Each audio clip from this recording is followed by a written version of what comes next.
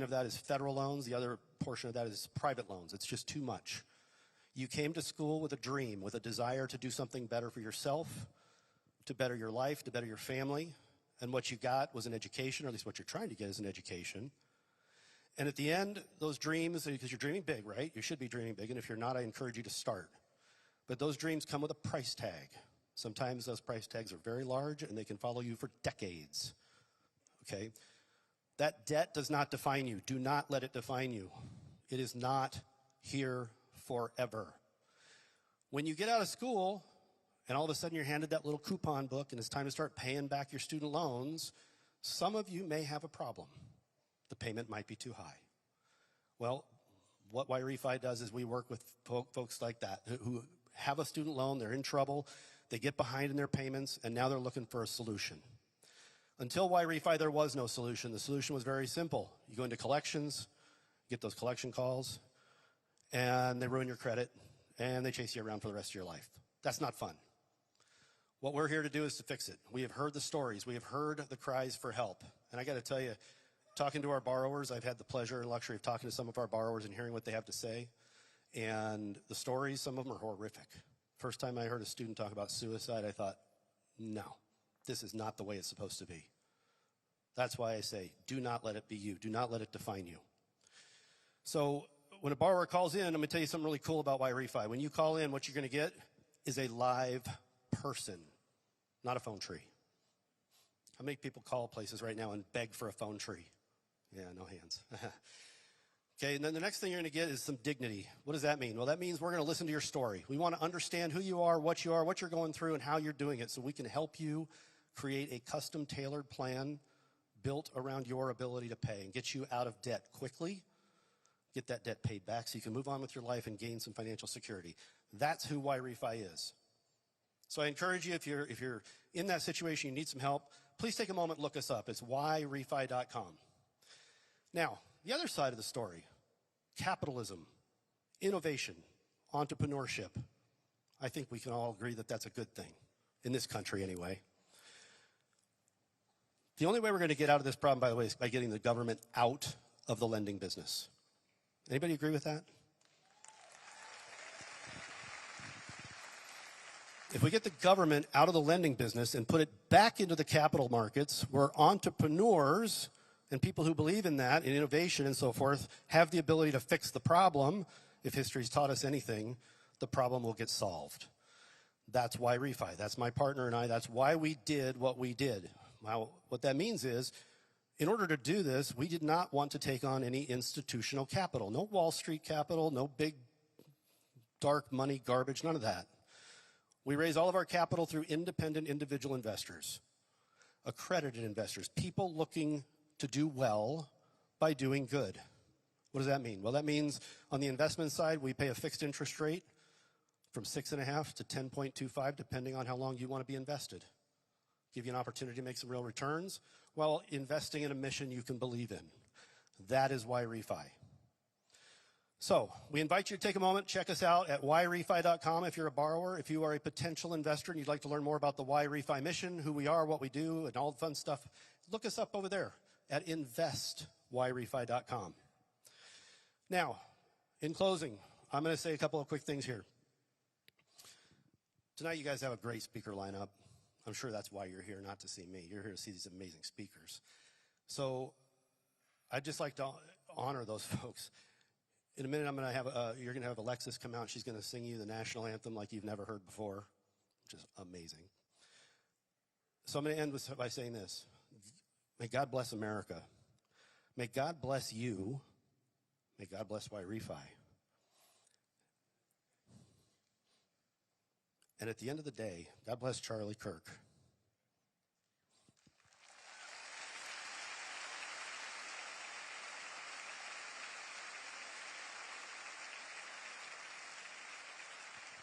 I'd like to thank you for your time this evening. I'm going to step down and hand the microphone over to a dear friend, Alexis.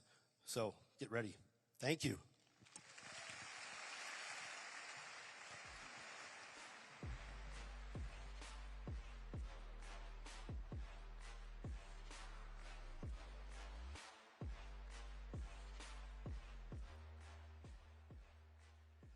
Ladies and gentlemen, please rise for the national anthem and join me in welcoming Alexis Wilkins to the stage.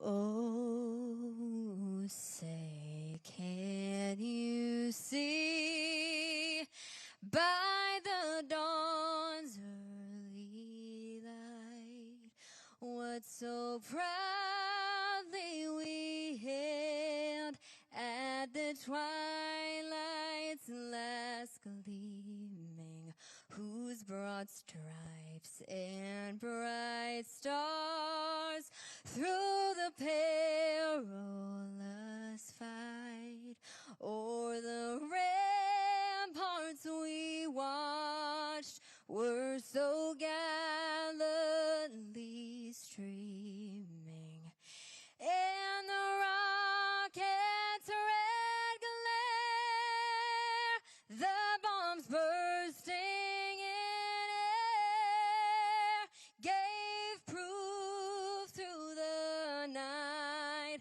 that our flag was still there.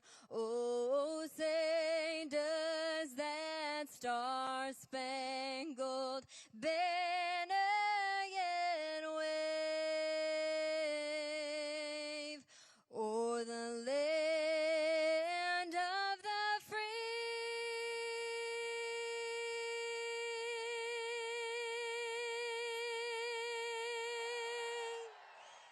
and the home of the brave?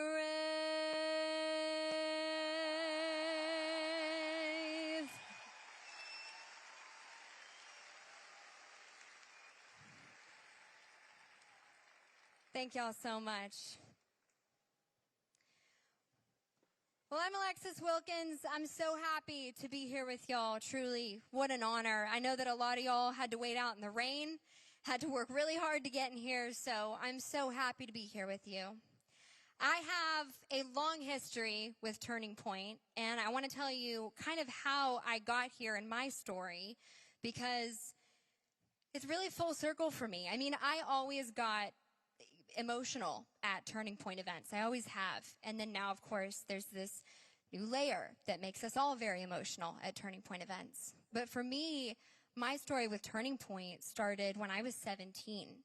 So I was in college at Belmont University in Nashville, which is a private Christian college. And I was really going through it politically. I was in business and political science. And I was already in the country music industry, which you would think would be a little bit friendlier patriotically. It's not. It's a little better, but it still has that kind of Hollywood entertainment industry thing. So I was going through that, dealing with college in the political sense. It was 2016, height of that election. And I was in a comparative politics class. And the professor, I could tell, just, did not like me politically. I wasn't really jousting with him a lot, but he knew that he wasn't indoctrinating me. So he ended up giving me an F in that class. And I love school. I got A's. It was never an issue. And that professor decided that he would essentially ignore all of the work that I had turned in, pretend that he didn't get it, and then give me an F. And I said, you know what? I'm not going to take that just because I love America. That's not fair. We're not going to do that. So I went to the dean of the department, dean of the school, ended up all the way to the president of the school. And though him and I actually didn't agree politically, he completely agreed that this was discrimination from this professor based on a political merit. And so we ended up getting the grade changed into a passing grade because I fought it, sent a lot of emails, had a lot of meetings, and went through the process and ended up coming out the other side with a decent result. Another example is I was in Religion 101, and the professor decided that it was a good idea to tell us that Genesis was just a bedtime story. That's not really how God created the universe. It was just, And this is a Bible class. If that's what we're learning in Bible class, oh my goodness. And so he also said we had to go to this assembly, one of the convocations, mandatory mandatory in order to pass the class. We had to go to a class called Religion on the Left. And I said, you know what? I love school. I try to respect authority, but I'm just not going to go. And I didn't go. And this mandatory convocation that was completely partisan, not good for anyone's virtues, and I talked to people who did go, it in fact was awful, didn't end up hurting me or my grade at all. And I tried to have good conversation about it. I tried to do the right thing. I went to the head of the religion department. I talked about it. I said, hey, this is what your professor is doing.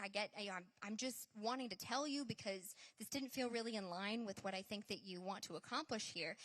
And he was more concerned about who I was and the fact that I was complaining than this professor and what he was teaching students in their classes.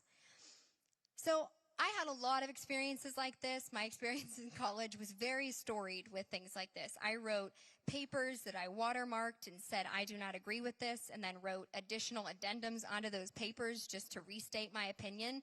And the funny part is a lot of the times that happened, it was something tangible that I could prove or disprove. One of them, for instance, was on the steel tariffs that President Trump enacted in his last administration. Our econ professor said that they were going to ruin the economy, ruin the steel industry. I said, I don't think they are. And that was one of the addendums I wrote. And she ended up saying, you know what, Alexis, you were right. So through that whole process, I ended up coming to the conclusion that, I'm not the only one. I know that there are other students that are going through exactly what I'm going through. And, I have the support, and I, won't really take no for an answer, but I know colleagues of mine or fellow students of mine that may not be sticking up for themselves or maybe forcing themselves to write papers that they don't agree with in order to get a certain grade.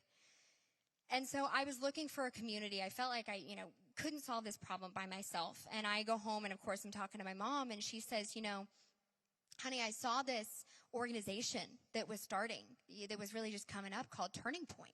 You should talk to them. I'm like, okay, I'll talk to this organization. How do I get in touch with this organization? We figure it out, and we end up just calling.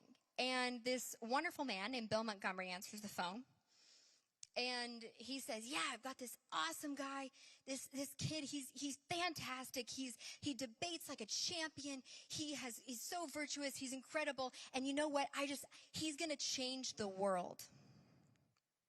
Do you guys know who that was? He was talking about Charlie Kirk. And you know what? Charlie did change the world. And so following that conversation, I felt like, okay, maybe I do have a community. Maybe there are people who will understand what I'm going through and help me to combat it. And so I was invited to the first meeting that they had. I think it was West Palm. I was on tour with country music, so I could not go. But that led to my involvement with Turning Point USA and becoming an ambassador, going to events, representing, social media, all the things that you see us do. That was the whole genesis. I found Turning Point USA because I needed Turning Point USA.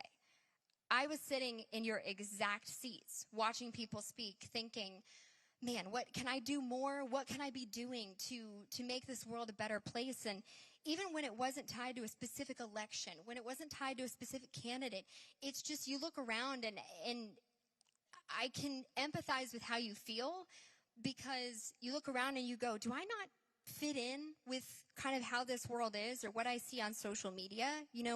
I'm so happy that I feel like in the last year it's become cool to be virtuous. Do you guys notice that? That we're kind of starting to see the revolution. And I credit a lot of that to Turning Point, the work they've done with the faith divisions, with the Young Women Leadership Summit, with the groups that they find to speak to and the students that they inspire. I think that that's a huge part of it. And so for me to be here speaking to you all, I'm so honored, and that's why it's so full circle for me. And so I guess I just wanted to tell you all that if you ever feel when I was sitting in your seat, I remember thinking, man, I'm just one person. I felt, small. Like what can I do as one person? And I think my answer for you guys, and everything that the Army, that Turning Point tells you, is that you are not just one person. You are a huge, pivotal piece of the culture of change that we are trying to enact.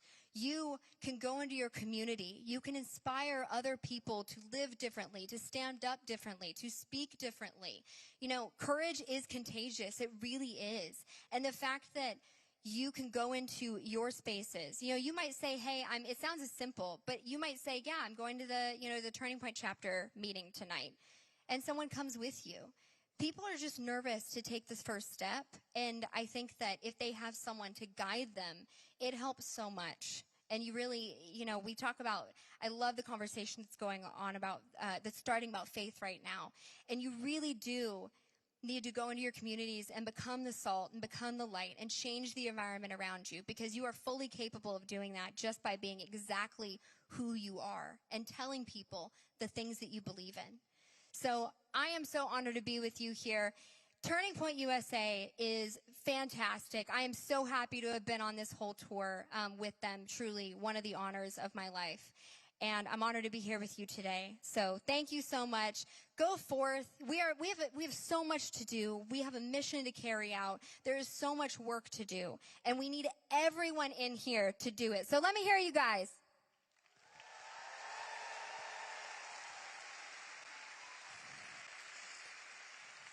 It really takes all of us. And as I've traveled between these campuses, just the outpouring of support and the people that have shown up, I look out, and like I said, you know, Turning Point events have always made me emotional, but this is just next level. So thank you guys for showing up.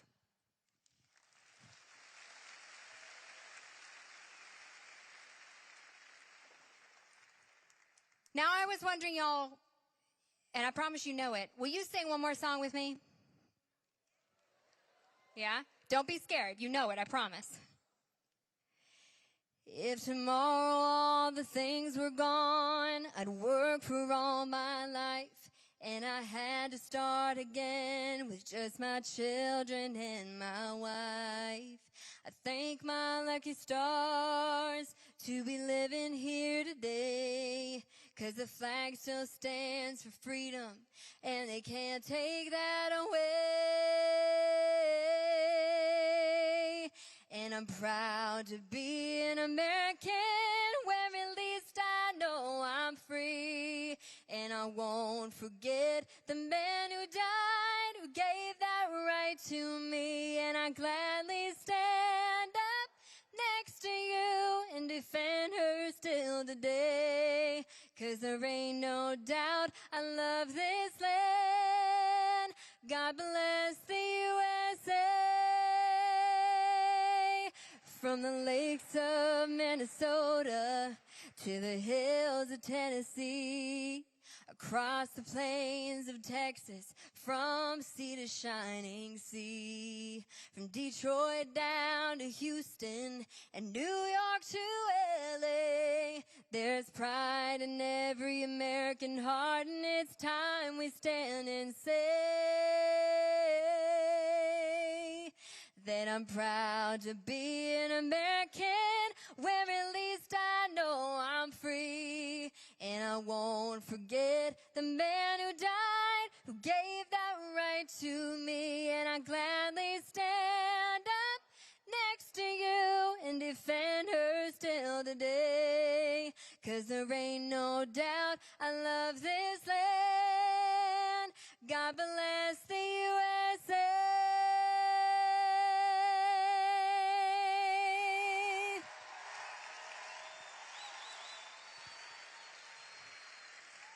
Thank y'all so much. God bless y'all. God bless America. God bless Charlie Kirk. Thank you guys for showing up.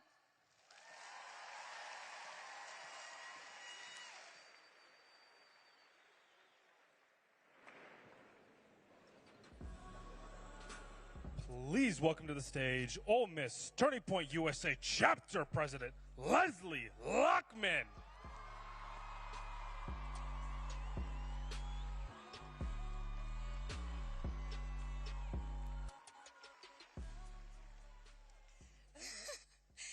Good evening, Ole Miss. I am Leslie Lackman, president of your Ole Miss chapter of Turning Point USA. It is with mixed emotions that I'm standing here at this moment, yet profoundly proud of the event that is happening.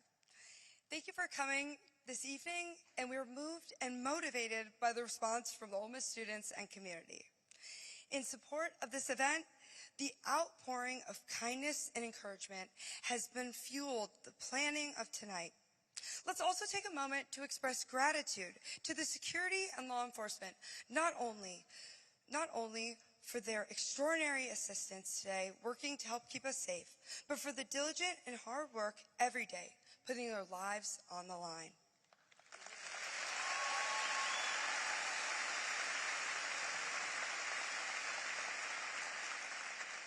A big thank you also goes out to our Turning Point USA field representative, Jacob Lawrence, and our regional manager, Noah Durham, Davidson, the Turning Point team, plus the entire Declaration of Independence Center here on campus by Dr. Skoltedi. It is their support of this chapter that has helped us grow and develop ambitious goals. Most of all, thank you for Turning Point USA for supporting our chapter and giving us the resources and training to pull off an event of this size.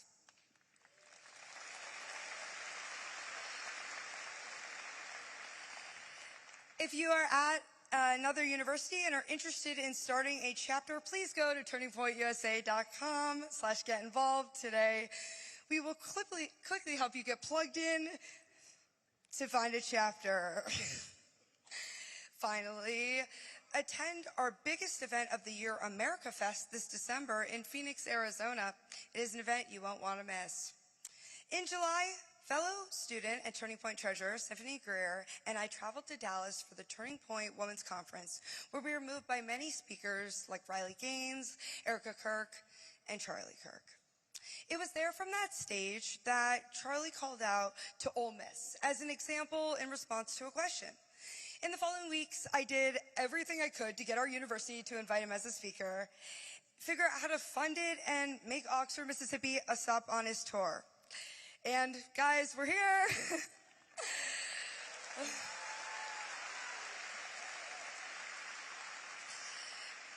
I was so excited when it came to fruition, and our first promotional poster was printed with today's date on it. It has felt the opposite every day since the tragedy of September 10th, 2025. Let's share this moment to appreciate all of the many coincidences in our lives that bring us together, good and terrible. Charlie Kirk was hope for me, young people who want to find America to evolve a positive path. If you share these values, come to our next Turning Point meeting. Be a part of this group November 11th, 5 p.m. in the Union Ballroom. Stand up for your beliefs and remember, elections matter. Finally, elections matter. Finally, to my sisters at Pi Beta Phi, Chancellor Boyce of this elite University of Ole Miss, my family, thank you for providing an environment that enriches and supports me to unabashedly and passionately represent the principles of freedom, free market, limited government, and conservative values to the swaths to the most important college students in the United States of America. Now, on three, please join me in honoring Charlie Kirk by holding up a rally sign that is on your chair. For a quick photo moment, if you can reach underneath, it's on your seat. If you don't have a sign, cheer loudly. Whenever you guys are ready, you look ready. Okay, are we ready? Ready? 3, 2, 1.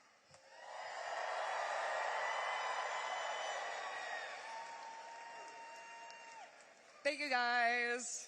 There you go. Hotty toddy, a very Ole Miss tradition style. Now, join me in welcoming the 50th Vice President of our great country, the United States of America, JD Vance, and up next, Turning Point CEO and Charlie's wife, Erica Kirk.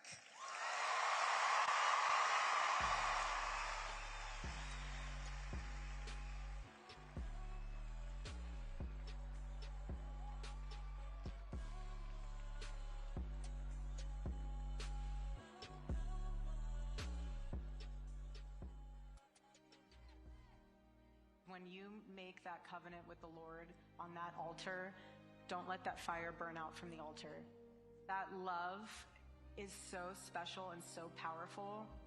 You married your soulmate. You married the person who God made for you. He was the perfect father.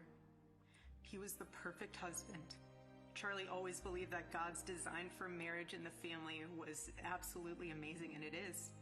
And over, he would tell all these young people to come and find their future spouse, become wives and husbands and parents. And the reason why is because he wanted you all to experience what he had. He wanted everyone to bring heaven into this earth through love and joy that comes from raising a family. It's beautiful. And to the Turning Point USA chapters that are watching all across America right now, you are the heartbeat of this future and of this movement. Everything that Charlie built, you guys are the legacy holders of that. You are living proof that his mission did not die with him. It lives through you. And Charlie always said the next generation will decide whether freedom endures. And because of you, I know that freedom will endure. The next speaker is a very, very special speaker, and she has had a heroic last year, and I believe she's the best mom in the world. Truly the best mom in the world. She is my hero and the love of my life. Join me in welcoming Erica Kirk.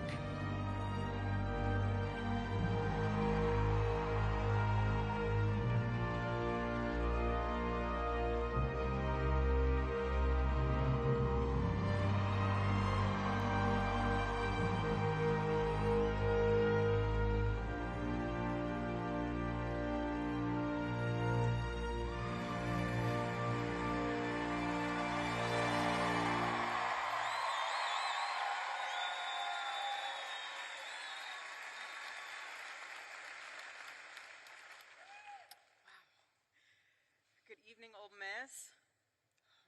Oh, man.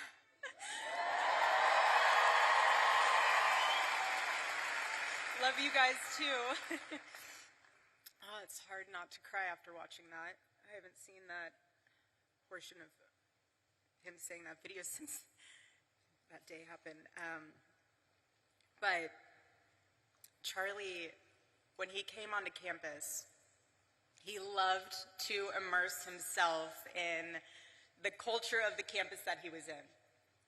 And so, from word on the street, you guys have a chant out there. I hear it's a good one. It's hotty toddy.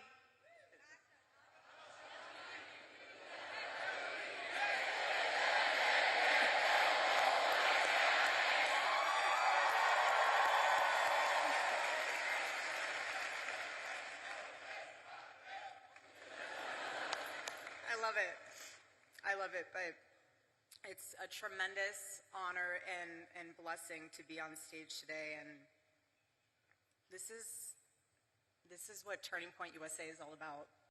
This is what the future of our country is all about, and I want to thank you all also on a personal level for all of your prayers and all of your support, not only for our family, but for the Turning Point USA family, which includes all of you, especially those that are students, a part of the Turning Point USA chapter at Ole Miss. So I love you guys, truly. This whole,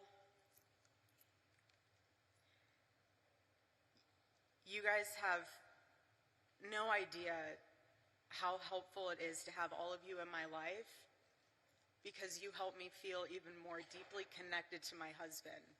And I thank you for that. I thank all of you for that.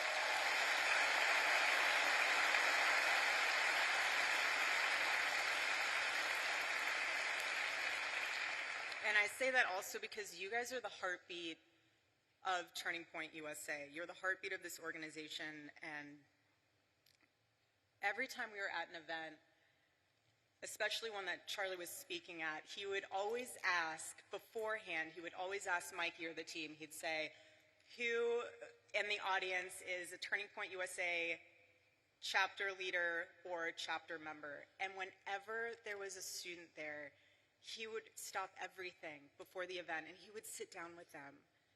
He would ask you what your name is, what you're studying, what is the issues that are going on campus. He would take the time to make sure that you guys knew he was investing into you, into your chapter, into your school, because that was a pulse point for him. And being on campus right now for me is a spiritual reclaiming of territory. And let me explain that, because there is a lot of symbolism in today. It's Wednesday, 7 weeks. And the more that I am coming to grips with the permanency of this nightmare, the more that I'm starting to realize and witness that the enemy, he doesn't want you. He wants your territory. He wants your influence. And when our team asked my dear friend, Vice President JD Vance, to speak today, I really prayed on it, because obviously it's a very emotional day. But I could just hear Charlie in my heart. I could just hear him say, "Go reclaim that territory, babe. Go. The battle's already won. God's love conquers." And that's why I'm here today. I'm here because this moment, it can either be your breaking point or your wake-up call, essentially your turning point, if you will. And at this moment, every single one of us has a choice to make, whether we stand for freedom or we're just gonna fall for everything else. But I want to encourage you, especially the students here, find your voice. You are the courageous generation. That's what you are. All of you. Gen Z, you are the courageous generation. Hear me when I say that. My husband believed that to his core. That's why he went on campuses. That's why he was trying to reach you. You are the courageous generation. Own it. Make him proud. And students beyond Ole Miss, if you are pursuing a chapter on your campus, harness this amazing opportunity to advocate for something that you truly believe in. And express it in the most articulate way of what exactly you're advocating for. You're advocating for America, you're advocating for freedom of speech. Because our chapters on high school campuses, I love it. Charlie was so excited when he named the programs for high schools. He said, "We're gonna name it Club America." Because he goes, who could hate that name? It's the perfect name, Club America, and he loved it. Who could be against it? And I want you to know that if you are trying to start a chapter, I'm with you, we're with you, Charlie's with you. You have an arsenal of Turning Point USA staff members that are with you.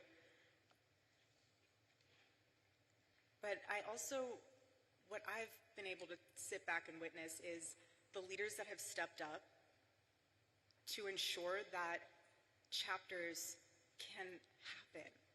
For example, I don't know if you guys saw what happened earlier this week with Governor Ron DeSantis, which is amazing. I want to give him a massive shout out, because he said, "We're announcing a partnership with Turning Point USA. We want to make sure that all high schools in Florida, anybody in a high school that wants to start a Club America chapter, will be able to do that. There will be no impediments to that, and certainly no discrimination." That's amazing.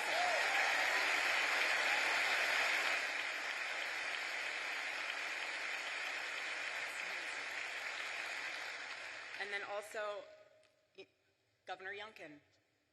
I want to thank him as well. He donated generously to Turning Point USA to support new Turning Point USA chapters all over the Commonwealth of Virginia.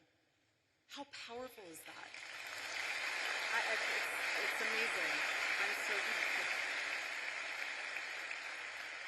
So when I heard that, I just looked up and I was like, all right, Charlie, 2 down, 48 to go. I see you. But Club America and Turning Point USA chapters,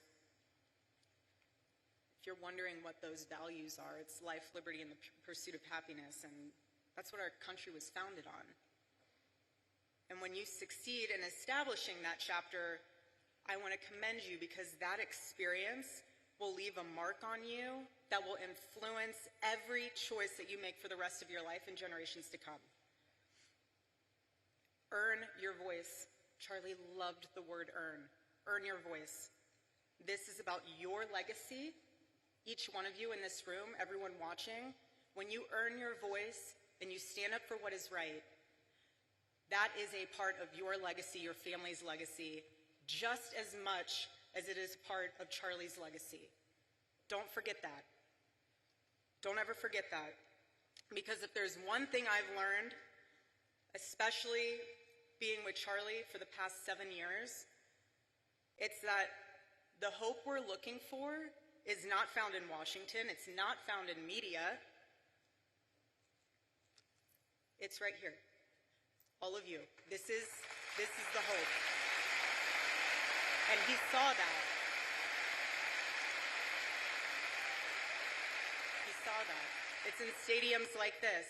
Charlie had a visual in his head. He loved the on-campus events, but for the night events, he would send Tyler pictures and the team pictures of, I want our chapter events to look like this. And he sent a picture of one of the largest college football stadiums in the country, packed. That was his vision. And that's what makes all of this so powerful, because your generation is living at a crossroads. And you are living in one of the most defining moments in American history. And we are all witnessing in real time the battle that is raging for the soul of your generation. Again, your generation. This is far more than political. And you will hear the world and the culture, for that matter, pressure you and say, go with the flow, don't ruffle feathers, don't say that, you might offend someone, you might lose some friends if you wear a red hat, if you go to a Turning Point USA chapter event. But when I hear that, I need to be so blunt and honest with you now, because before, when I heard it, I said, okay. Now when I hear that, if you're worried about losing a friend, you might. I lost my friend. I lost my best friend. And if you're nervous about standing up for the truth, the assassination of my husband puts into perspective all those fears. It really does. Because my husband never went with the flow.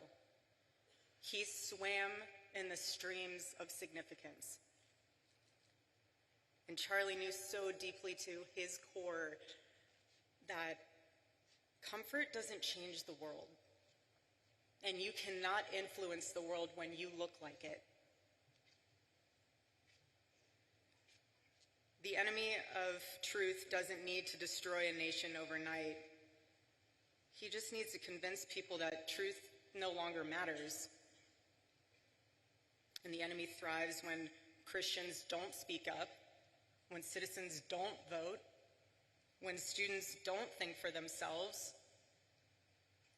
But in Ephesians chapter 5, verse 11, it says, have nothing to do with the fruitless deeds of darkness, but rather expose them. That's what it means to live as salt and light.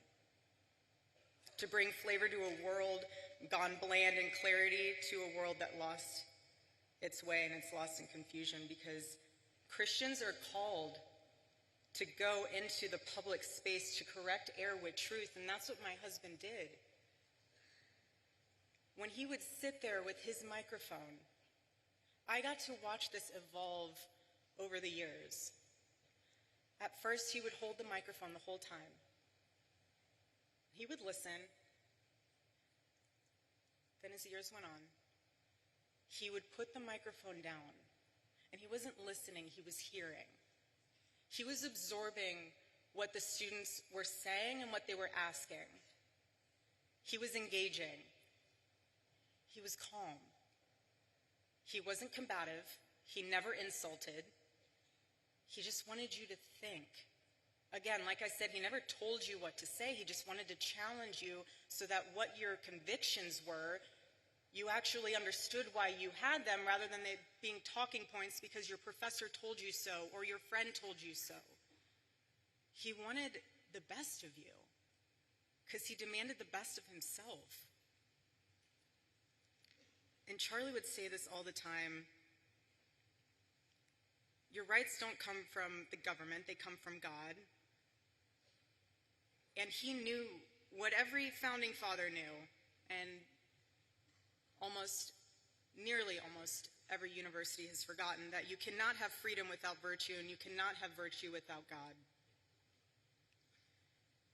And that's what makes this nation so different. That's what makes it worth defending as a courageous generation. And another thing that Charlie used to say all the time is that it does not take skill to be courageous. It takes a choice to be courageous. And now's the time to make that choice. Either you sit on the sidelines. I mean, I don't know what else can wake you up. I really don't know what else could stir that fire within you to get involved or to use your voice or to make a difference. If you're looking for another sign, I have no idea what to tell you. I just want to encourage you, though, that yes, this is about America, and yes, my husband would say saving Western civilization. That's true on both fronts. But deeper than that, this is about your soul, because the fight for freedom starts within, inside of each and every one of you. So again, please stand firm against the wickedness of the devil and the schemes of man. Be alert, because his tactics are so clever. What he'll do is he will find one thing. He will find fear, he'll find disappointment, he will find one thing, and he will wedge it in between you and the Lord, and he will make it grow. He will make it grow so much that you lose sight.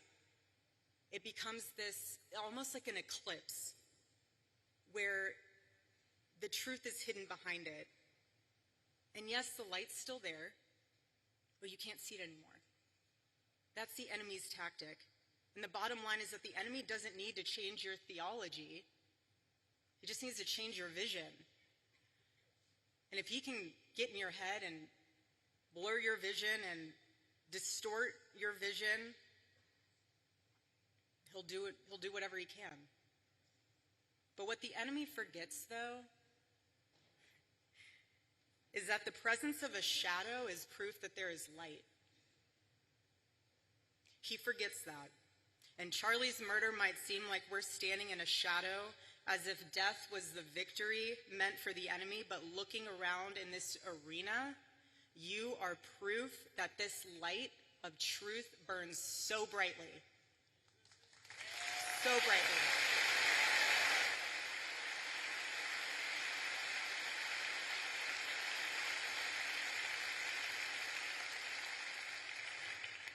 The Lord is calling you to rise. Please hear me when I say that courageously. He is. Do not be afraid. It is so easy to be afraid, but we are commanded to not be afraid. And when you take that stand, it will encourage and inspire someone else to do the same. Whether that is someone in your circle, whether that's a family member, whether that's someone you've never even met before because they saw you posting something on social media. You can't change a nation if you're enslaved to fear. And you can't call out corruption if you're still chained to comfort. And you can't stand for truth if you first do not kneel before the Lord.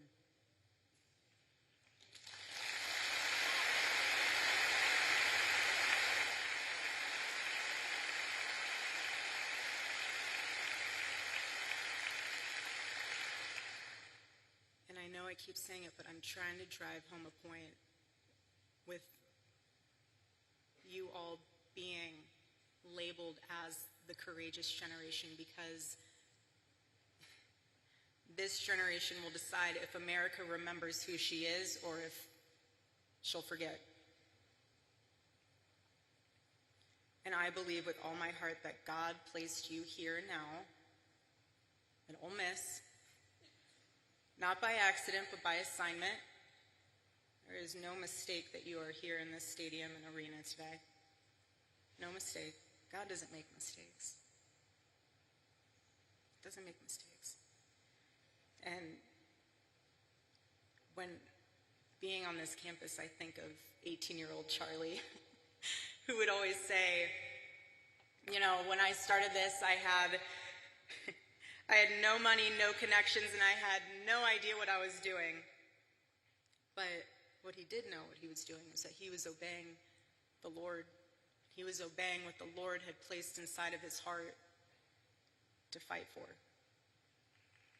He did.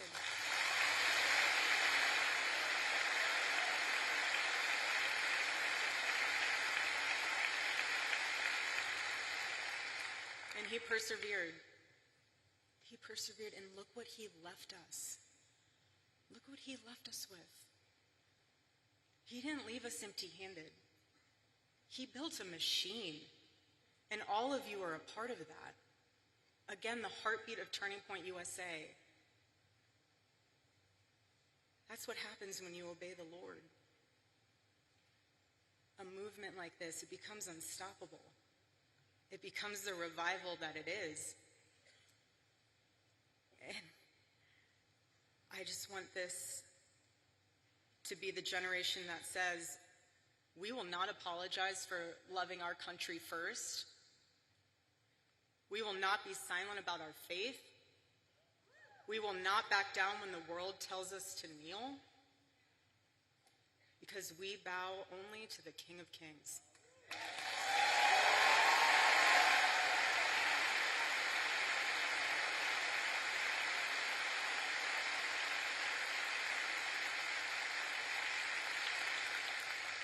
And it's from him that we rise. I personally still believe in America.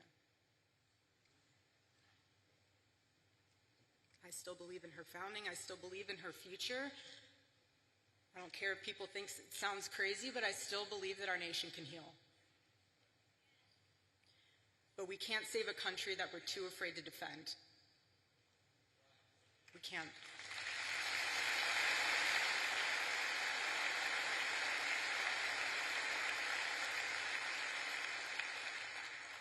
On a more personal note, when we first moved in our home, inside of our bedroom, I had on the side wall, when you walk in, it was above the bookshelves, it says, on two framed pieces of paper, it says, "They will be known by the boldness of their faith." And when I hung that, as many women can attest to this, when you hang things, you see them all the time, you just kind of go about your life. And so, being in the position that I am now, it took me a while to even just make it back into our bedroom. I used to sprint from the opening door into the bathroom and sprint out. I was not ready to walk into our bedroom yet. And when I was finally able to sleep in our bed for the first time, I slept on his side of the bed. And I noticed, because he had to sleep a certain way on his side, facing the outside of the bed, because he had a bad back. I'm sure most of you didn't know that, but he had a really bad back. Anyways, so it's also why he wore compression socks too. I know a lot of people are like, why do you wear compression socks? Circulation. Anyways, so he would sleep that direction, and so I found myself sleeping that direction as well. And when I woke up for the past several nights that I've been able to be in there, I saw that the first thing I'd see is that on the wall, they will be known by the boldness of their faith. And I thought to myself, he saw that every single morning he woke up. I didn't, because I'm on the other side of the bed, so I'm facing the window. But he saw that every single morning. And then I thought to myself, because when I go to the office, I will never sit in his office chair. So I sit, there's like a couch on the side when you walk in, and I sit on the couch. And on his desk, flanked between the Bible verse of Micah chapter 6, verse 3, it all kind of came together for me. So he sees us on the wall, and then he sees on his desk these 3 questions that he would ask himself every single day. And it would be, what is something I can do for someone today? The second one was, what is something I can do to add value to the world today? And the third was, how can I honor God today? Those were the 3 questions combined with the words he saw every single morning. So to me, seeing on his desk, that was him suited up with the armor of the Lord every day. That was his combination. And what I'm realizing with that is those were the action points of how to have courage. Because you can ask me, well, how do I become courageous? Ask yourself those 3 questions every single day. And I promise you, you will get courage. You will. Because what death amplifies even more is that you only get one life. Just one. That's it. It's an eternal life. So that's why you have to live like it matters. But I want to remind you that God has created you for greatness, not for something that's lifeless, just greatness. And the question isn't how long you're going to live. It's what are you going to do with your life in the time that the Lord has blessed you with? What are you going to do with that? That's the question.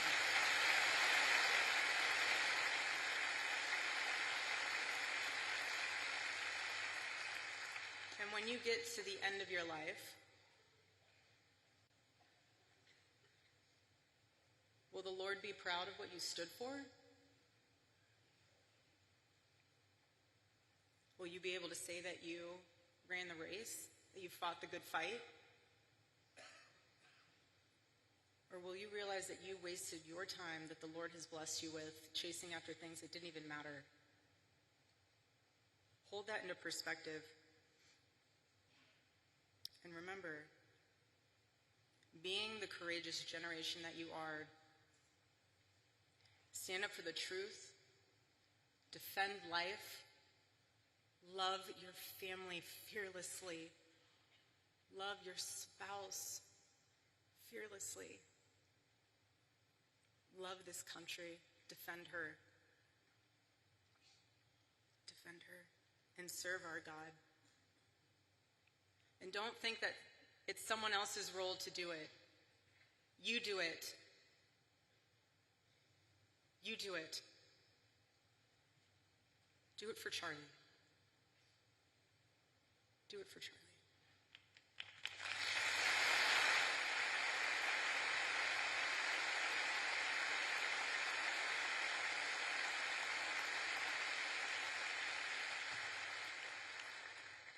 And I am tremendously blessed and honored tonight to be able to introduce to you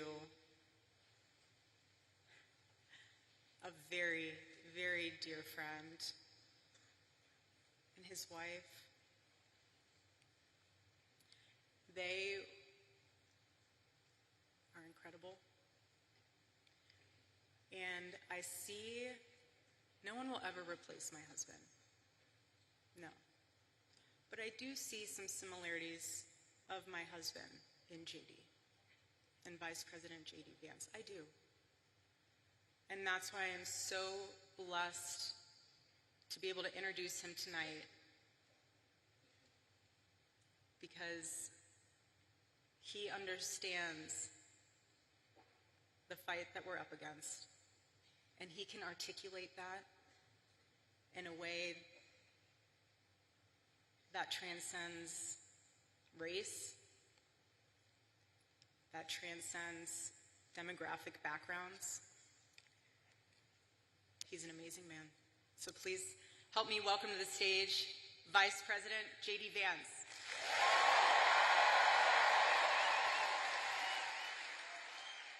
I am honored to introduce a friend of mine, somebody that I have just been so thrilled to see ascend American politics. His story is uniquely American. Growing up in poverty, difficult circumstances, serving his country honorably and heroically in the United States Marine Corps, being an America First champion in Congress, and somebody who I know will bring this vision to make America great again. Join me in welcoming JD Vance, everybody.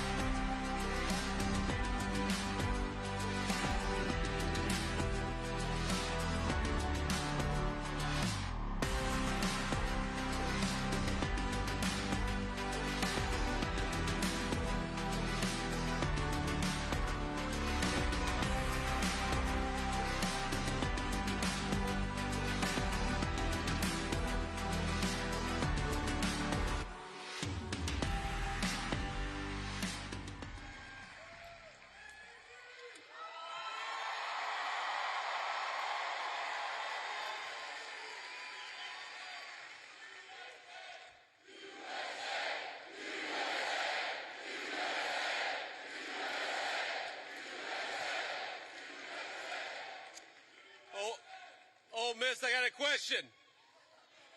Are you ready?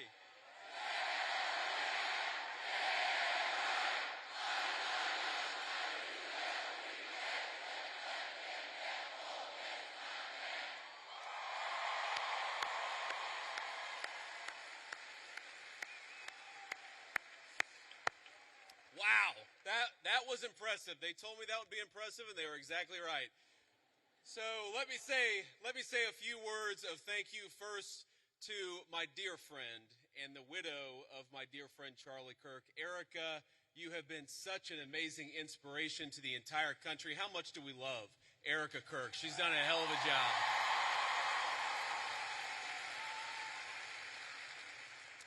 I want to thank, we have a couple of Mississippi senators here. We have both Senator Roger Wicker and Senator Cindy Hyde-Smith. Thank you guys for being here.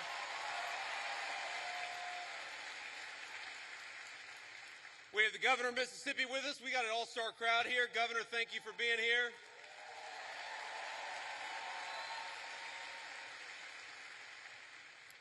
And most importantly, we have got over 10,000 students from across Mississippi. We are proud to have you, and we know that you are the future of Charlie Kirk's legacy. So thank you for being here.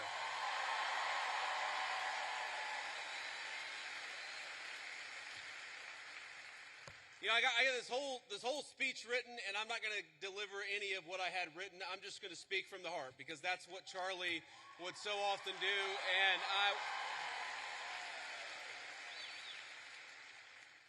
you know, when I think about what we lost 6 weeks ago, it feels like forever ago when I was in a meeting in the West Wing, and one of my staff members came in and said that Charlie had been shot, and then I looked at my phone and I saw all the text messages and realized that my dear friend had been very seriously injured. Now, in the West Wing at that time, we actually thought that Charlie had a chance. We didn't know that he was eventually going to pass away. There were initial reports from the medical team that maybe things were going okay. And of course, eventually Charlie took his last breath and went home to be with his Lord and Savior. I remember thinking at that moment, first, of course, about Erica and the children. They've got their oldest, their daughter, is very similar in age to our youngest child. And I remember thinking, what a terrible tragedy for that family. And the second thing that I thought was, what a terrible tragedy for the United States of America. Because Charlie wasn't just a political figure. He wasn't just a guy who went around campus and said very interesting things and hosted all of these debates. He was a person who, particularly to the young people of this country, to all of you, he had the very best advice. And I think that's the most important way for me to honor Charlie, which is to repeat that advice, something I found true in my own life. Charlie wanted all of you, whatever life path you chose, whatever career you chose, whatever you ultimately did for a living, Charlie wanted you more than anything to invest in the things that were worth having, to build a life that was worth building. And that started, the most important advice he ever gave you was fall in love, get married, and start a family. And I can't honor Charlie without repeating that most important advice.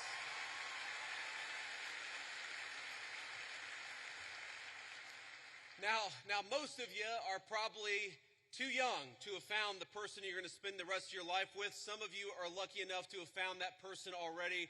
But I will tell you, if you're as lucky and blessed as I have been, it hits you like a ton of bricks. And I found that person in my lovely wife, Usha, our second lady, who is here with us today. She's sitting in the audience somewhere. I don't know where. But I love you, honey. And have children. That's something Charlie also always told. I grew up in a generation. I'm 41 years old. I'm a millennial. And if you're being uncharitable, you would call me a geriatric millennial, which I really hate. I really hate being called a geriatric millennial. But here I am at 41 talking to all of you like I've got great wisdom. Here's the thing. The one regret, the only regret that I really have in my entire life, and I've made plenty of mistakes, but the one regret that I have is that, frankly, I wish we had started having kids sooner. Because when you're a young father, you realize what an incredible blessing they are, but they're also very exhausting. And I know here at Ole Miss, we like to party a lot.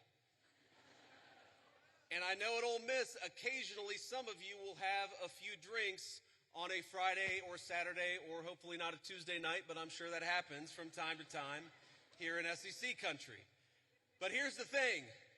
When you go out until 3 in the morning and wake up at 6 a.m. for class, the thing that I have learned in my old age is that incredible energy, God actually meant it for another purpose, and that purpose was to help take care of a family. So while you're young, have those babies if you're able to. That's something Charlie said all the time.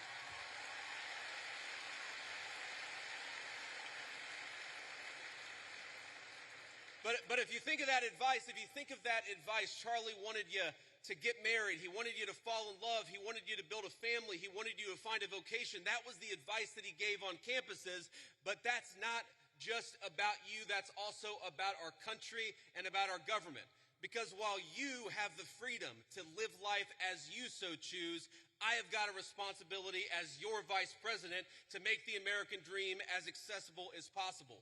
And this is why, my friends, this is why we care about all the things that we care about. Why do I care so much about having a secure border in the United States of America? It's because I believe that when you let in a flood of illegal immigration, what it does is it drives down the wages of young people and makes housing unaffordable for the entire American population. That's why we closed down the border.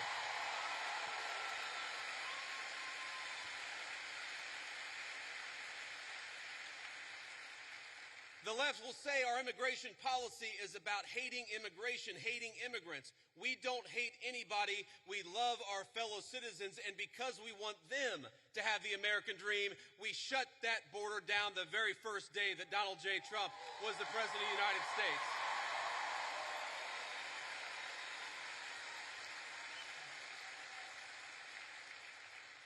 I care about you being able to afford a home, which is why we fought so hard to fix the broken policies of the Biden administration. I want a lot of you, I'm sure there are military veterans in this room right now. I'm sure there are a lot of people who will join the military in the future, and we're proud of you. But part of America First is ensuring that we never ask you to go and do the American people's business unless it is in the interest of the United States of America, and that's how we honor the sacrifice of our troops.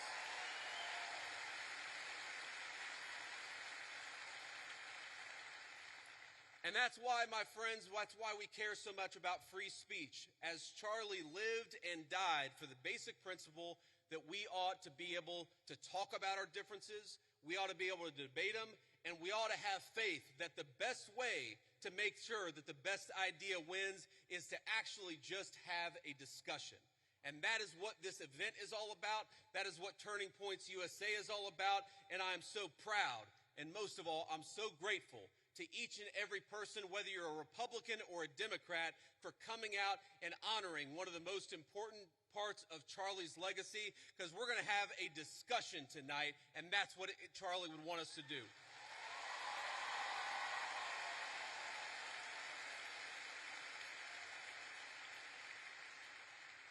Now, I want to get to questions, and I want to leave plenty of time for questions, but I want to make just a couple of final points about Charlie's legacy in politics.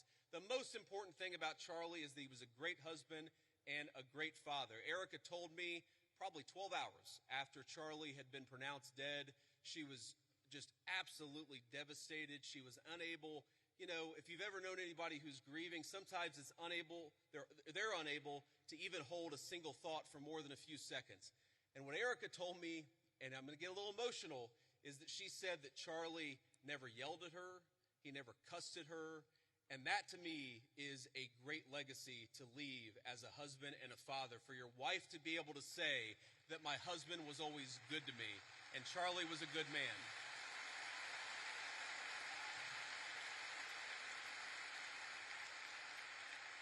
But he also had the legacy of believing in political debate, and he was the most effective person in politics that I have ever seen.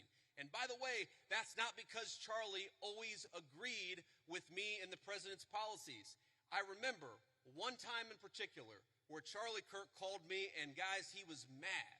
It was one, you know, I wouldn't say the last conversation that I had with him, but it was in the last few months of his life. And he called me and he said, JD, I'm really worried. I'm really worried that what's going on in the Middle East right now is going to lead the United States into a protracted military conflict. I've never told anybody that Charlie was really worried about that in the final months of his life. Now, here's the thing. Charlie was so effective, and he was so trusted by both me and the President of the United States that when Charlie made that phone call, I didn't say, screw you, you don't know what you're talking about. I listened to him. And I really believe that one of the reasons why the President of the United States knocked out the Iranian nuclear facilities, but never got the United States into a protracted military conflict and never lost a single American in a Middle Eastern conflict is because we had the wisdom and the good sense to recognize that the American people are done with American troops dying in unnecessary foreign conflicts. But Charlie Kirk reminded me of that. Charlie Kirk.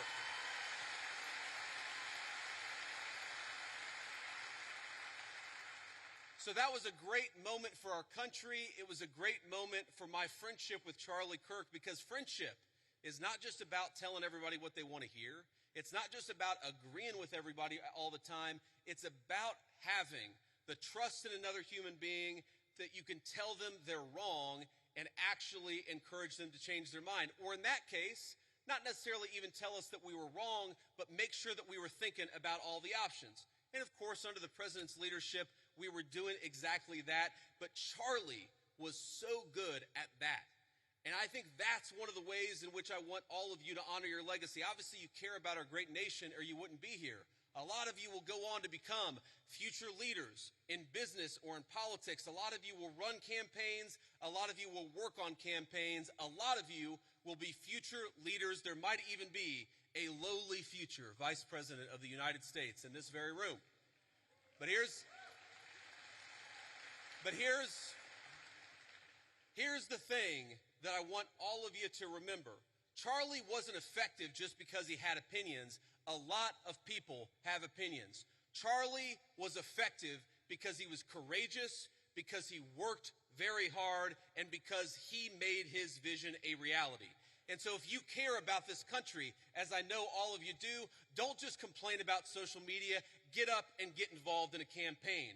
If you want a better policy outcome, even from an administration that you voted for, then get out and get involved and making your voice heard. If you care about this country, love it enough to get involved in the process and how we govern it. That is the only way we are going to save the United States of America, and that is perhaps the greatest contribution that you can make to Charlie Kirk's legacy is getting involved in saving this country.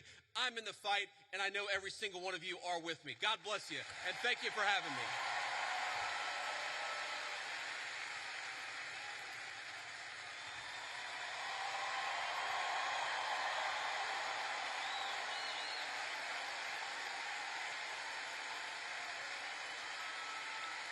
Thank you. But hey, please, I appreciate that, but we're not even halfway done.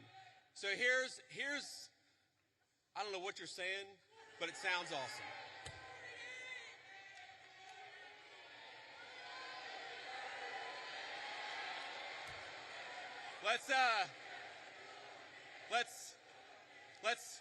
Let's not get ahead of ourselves, ladies and gentlemen. What we're going to do next is actually take some questions. And I remember one of my favorite things about Charlie, not that there aren't going to be some questioners who agree with me, but if you disagree with me, I would ask that you come to the front of the line, because we want to talk to people we agree with. We also want to hear from people we disagree with. It is hard for me to see because the spotlights are very bright, but whoever's in line, go ahead and ask your question. Oh, there we go. Okay, now I can see you. How you doing? Hi, Mr. Vice President. Thank you so much for being here. My name's Lucy. And I'm Ellie, and we're with the Turning Point chapter for this question. Thank you, guys. Yes. Can you tell us how your faith helps you in your role as Vice President? Well, I appreciate that. That is a very good question. And this is another way in which Charlie has affected my life. I would say that I grew up, again, in a generation where even if people had very deep personal faith, they didn't talk about their faith a whole lot. And I grew up in a country where you just didn't hear political leaders talk about their faith. But the reason why I try to be the best husband I can be, the best father I can be, the reason why I care so much about all the issues that we're going to talk about is because I believe that I've been placed in this position for a brief period of time to do the most amount of good for God and for the country that I love so much. And that's the most important way that my faith influences me. Is we all get a limited opportunity to make a difference. And if you believe as we believe, you believe that God, you believe that Jesus Christ has a plan. And sometimes we don't understand that plan. By the way, one way I don't understand that plan is why my friend lost his life 6 weeks ago. Sometimes I get pissed off about that. But what I remind myself is that there is a deeper rhythm, that Jesus Christ is the author of the fate of human history, and we are charged to do everything that we can to effectuate that vision, to make our country a more virtuous place, a more prosperous place where people can raise a family and not be persecuted for their faith, but teach their children their faith. That recognition that all of us have a duty. And I have two very important duties as Vice President of the United States, to the American people and to God, and that's the most important influence my faith has on me. Thank you.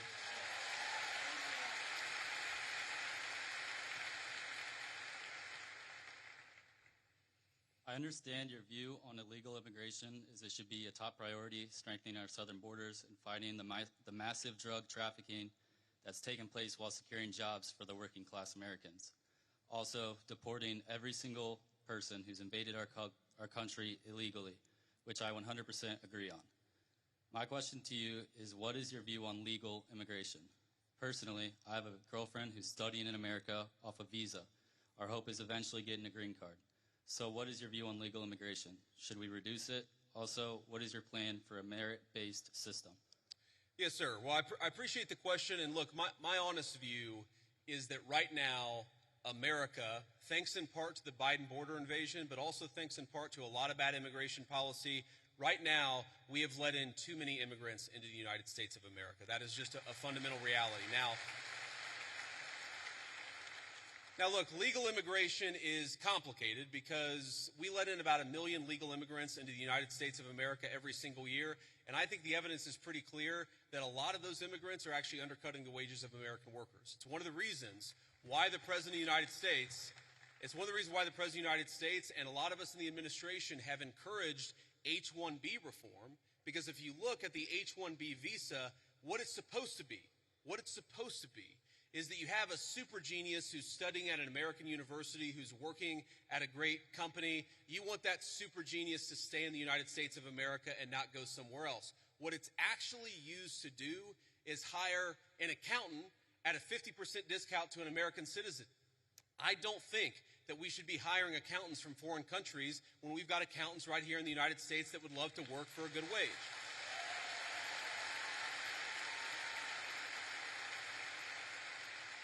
Now, you asked about, I think, your girlfriend, you said, and I obviously don't know the full details about your situation, but my view is, look, there are people who want to come to the United States of America, and some of them, I'm sure, can enrich the United States of America by coming here, but we have got to get our overall numbers way, way down. Too many people have come into the United States of America.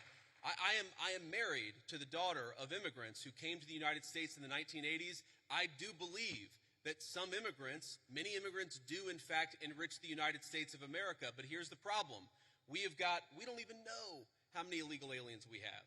We don't even know. The best guess is probably 25, 30 million people. I've heard estimates as high as 50 million.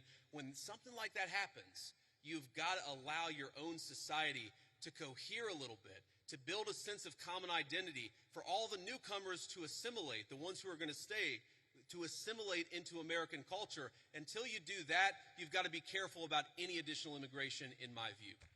Thank you, sir. Thank you.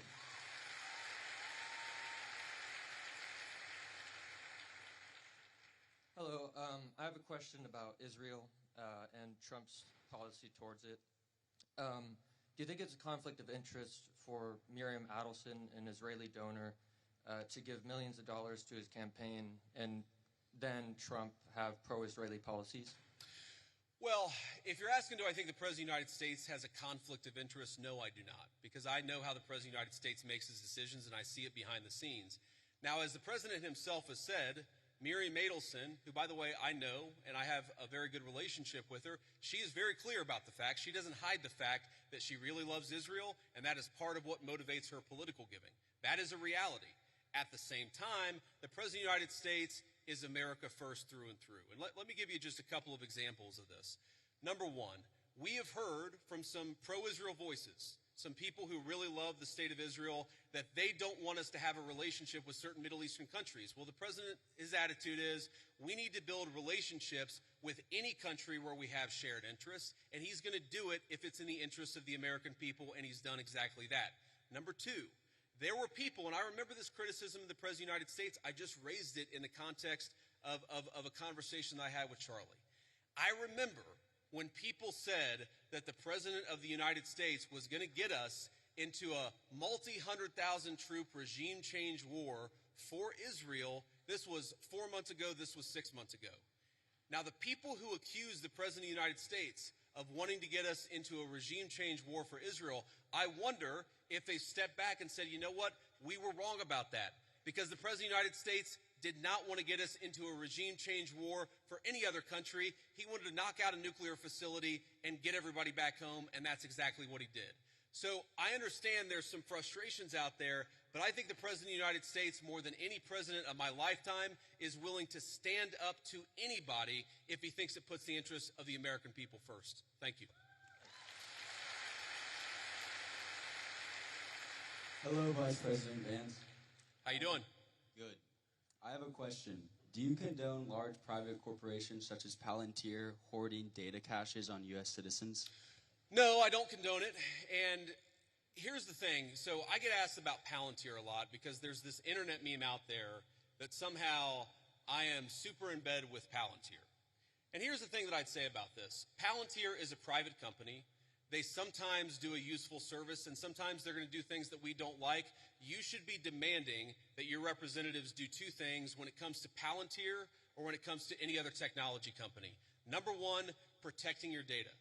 What's going on with artificial intelligence is going to mean that there are massive inducements to steal your data, to harvest it, and to use it against you to sell digital advertisements. That is not what I believe in, and I've been fighting against it, whether it's Palantir or any other technology company, literally before I ran for office. When I ran for office, I was criticized by Republicans in my Republican Senate primary because I was talking then about Google and Facebook harvesting our data. It's unacceptable. I don't care who does it. I don't want them to do it. Number two, and this is also very important, what's going on with artificial intelligence, we got to be worried about large-scale surveillance, okay? Everything. You asked about Palantir. Do you know that every time you make a credit card transaction, the credit card companies are collecting data on how you spend your money? Do you know that every time you linger over a link on the internet for more than a half second, the search engines are collecting data on you so that they can sell you advertisements? One of the biggest questions for American policy over the next 10 years is how to ensure that you are a sovereign citizen. And you cannot be a sovereign citizen if any private corporation or any government can steal something from you that belongs to you. Yes, sir. Thank you. Thank you.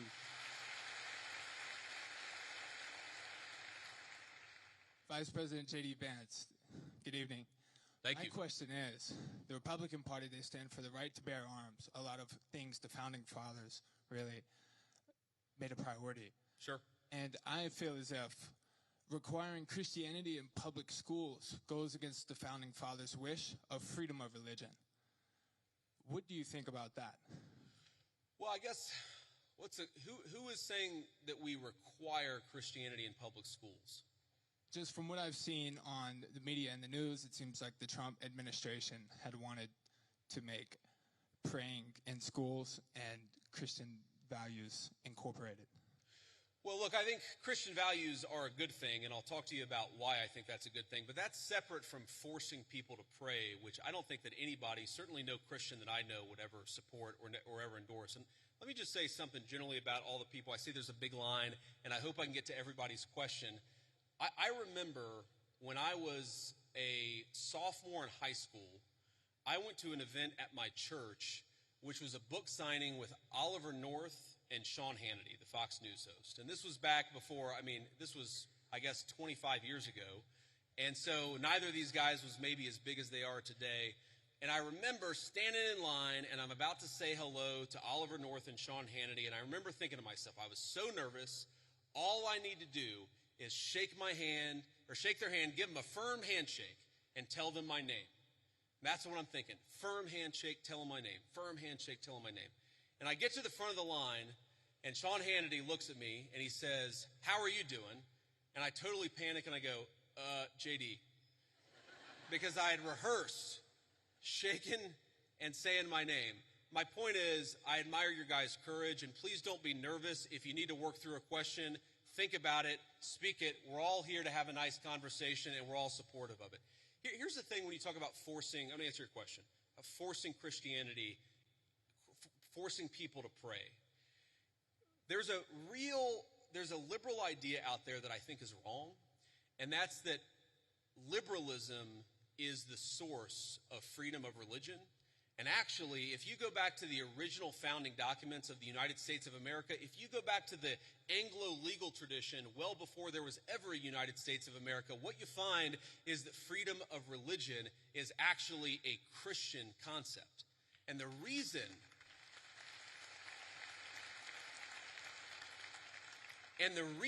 it's a Christian concept is very simple. Because Christianity, Imago Dei, the idea that we are all made in the image of our Creator, means that we must respect the free will of every single person. Now, part of that is you have a conversation with people. Having free will doesn't mean that you're not allowed to encourage somebody, that you're not allowed to talk to somebody about your faith, that you're not allowed to talk about certain values in school. When our founders talked about freedom of religion, they didn't mean you weren't allowed to say a Christian prayer in a public school or that you weren't allowed to talk about Jesus Christ in a public forum. They just meant that nobody could force you to profess the Christian faith. That had to come from your own free will. And I believe that, and I think every Christian who I've ever spoken to believes that the source is the Christian, the source of your faith The Christian understanding must be your own free will. But here's the thing about Christian values. There are a lot of Christian values out there that I think that we've just sort of assumed and we've in fact taken for granted. Christian values are the idea that you should respect every single person as an individual, whatever the color of their skin, created in the image of God. That's a Christian concept. And in fact, it was a Christian empire, Great Britain, that abolished slavery to begin with. The idea that we should eliminate child sacrifice. What did the Christian settlers find when they came to the New World? They found a lot of civilizations that were murdering babies in weird religious rituals. It was Christianity that said we don't kill children just because they're somehow inconvenient to people. A lot of the things, human rights, the very idea that human beings have rights are a Christian concept. And so I'd ask you, my assumption based on the question is that you're skeptical of Christianity, or at least of certain public professions of Christianity. One of my favorite Bible verses is, "By your fruits ye shall know them." And I think that the fruits of the Christian faith are the most moral, the most just, and the most prosperous civilization in history. I make no apologies for believing that Christianity is the pathway to God. I make no apologies for thinking that Christian values are an important foundation of this country, but I'm not going to force you to believe in anything, because that's not what God wants, and that's not what I want either. So, go ahead. For the school system, do you agree that there should be Christian implementation, or do you think that school system should be neutral and be focused on science, literature, reading, writing, arithmetic? Well, I reject the idea that anything is purely neutral. Okay, there are, for example, let's take a basic scientific fact, and this is a little spicy. I'm not trying to make this too controversial, but take the basic scientific fact of, can you take a pill to change your biological gender?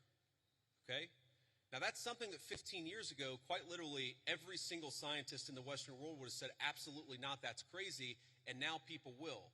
I think the premise of your question, I don't totally share it, because I don't think perfect neutrality is possible. What is it? You talk about history. Was Christopher Columbus a great explorer, or was he a guy who committed genocide against the native populations? These debates, I'm happy to have them, but I reject the idea that there are truly neutral debates. Anybody who's telling you their view is neutral likely has an agenda to sell you, and I'm at least honest about the fact that I think the Christian foundation of this country is a good thing. Next. Okay, thank you. And for the pill you're talking about, what do you mean specifically? Are you talking about testosterone, estrogen? Yeah, I'm talking about hormone replacement therapy. That's what I'm talking about. Just to be respectful, let's keep it going. Yes, thank you. Have a good night. You too. Hello, Mr. Vice President. Thank you so much for giving this opportunity to talk here today.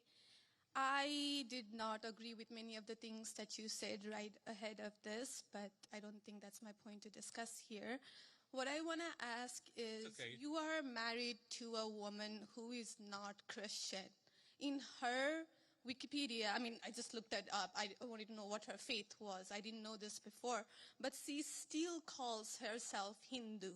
You are raising three kids in cultural, racial, religious household. How are you maintaining, or how are you teaching your kids not to keep your religion ahead of their mother's religion? Or how are you teaching them that your kind, they're that kind who got here just few years or few decades ago is different or is better than your mom's kind who got here just a generation before? How are you balancing that? And when you talk about too many immigrants here, when did you guys decide that number? Why did you sell us a dream? You made us spend our youth, our wealth in this country and gave us a dream. You don't owe us anything. We have worked hard for it. Then how can you, as a vice president, stand there and say that we have too many of them now and we are going to take them out to people who are here rightfully so by paying the money that you guys asked us? You gave us the path, and now how can you stop it and tell us we don't belong here anymore? And one more thing, I'm sorry. One more thing. Do you have to There's a lot there. I don't know if I'm going to remember all this, but I will try.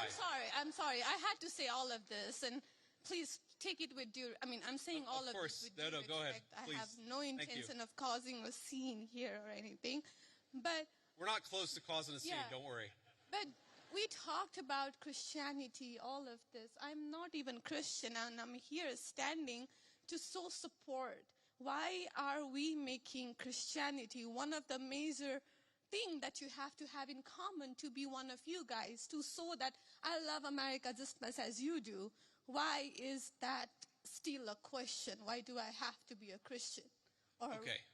So there was a lot there, and I'm going to try to respond to as much of it as I can. So on the question of immigration, so first of all, I can believe that we should have lower immigration levels, but if the United States passed a law and made a promise to somebody, the United States, of course, has to honor that promise. Nobody's talking about that. I'm talking about people who came in violation of the laws of the United States of America, and I'm talking about in the future reducing the number of people. Sorry, what? May I continue on that? Because when you just said you are not stopping with the people who came here legally, right? But you are pushing out policies that hurt us. And these policies are not even solving the problems. These policies are just creating chaos. No, ma'am. Okay, so again, I'm gonna finish answering the question, and then if I've answered all 9 of your questions in less than 15 minutes, then we can keep on going. We got to have a little fun, right? So here's the thing. I can believe that the United States should lower its levels of immigration in the future, while also respecting that there are people who have come here through lawful immigration pathways that have contributed to the country. But just because one person or 10 people or 100 people came in legally and contributed to the United States of America, does that mean that we're thereby committed to let in 1 million or 10 million or 100 million people a year in the future? No, that's not right. We cannot have, I'll go and finish, we cannot have an immigration policy where what was good for the country 50 or 60 years ago binds the country inevitably for the future. There's too many people who want to come to the United States of America, and my job as vice president is not to look out for the interests of the whole world, it's to look out for the people of the United States.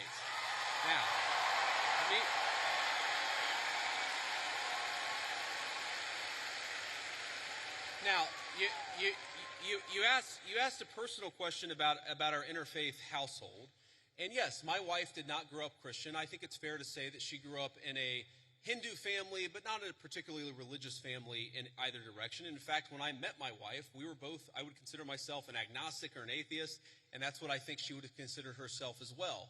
You know, everybody has to come to their own arrangement here. The way that we've come to our arrangement is she's my best friend. We talk to each other about this stuff.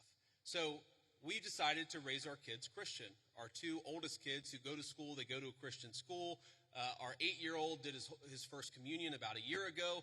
That's the way that we have come to our arrangement. But, thank you.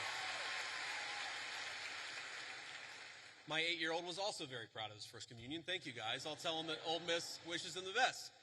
But I think everybody has to have this own conversation when you're in a marriage. I mean, it's true for friends of mine who are in Protestant and Catholic marriages, friends of mine who are in, atheist and Christian marriages. You just got to talk to the only advice I can give is you just got to talk to the person that God has put you with, and you've got to make those decisions as a family unit. For us, it works out. Now, most Sundays, Usha will come with me to church. As I've told her, and I've said publicly, and I'll say now in front of 10,000 of my closest friends, do I hope eventually that she is somehow moved by the same thing that I was moved in by church? Yeah, I honestly do wish that, because I believe in the Christian gospel, and I hope eventually my wife comes to see it the same way. But if she doesn't, then God says everybody has free will, and so that doesn't cause a problem for me. That's something you work out with your friends, with your family, with the person that you love. Again, one of the most important Christian principles is that you respect free will. Usha's closer to the priests who baptized me than maybe I am. They talk about this stuff. My attitude is you figure this stuff out as a family and you trust in God to have a plan and you try to follow it as best as you can. And that's what I try to do. I want to make a final point. So I don't want to cut you off. I want to be respectful to all the people behind you in line. But I want to make this point about immigration, okay?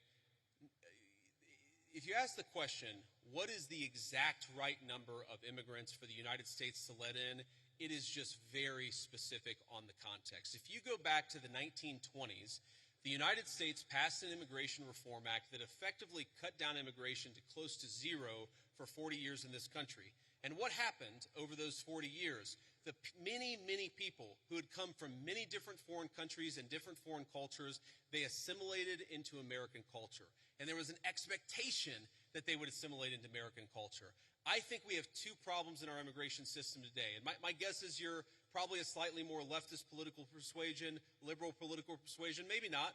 But here's the thing.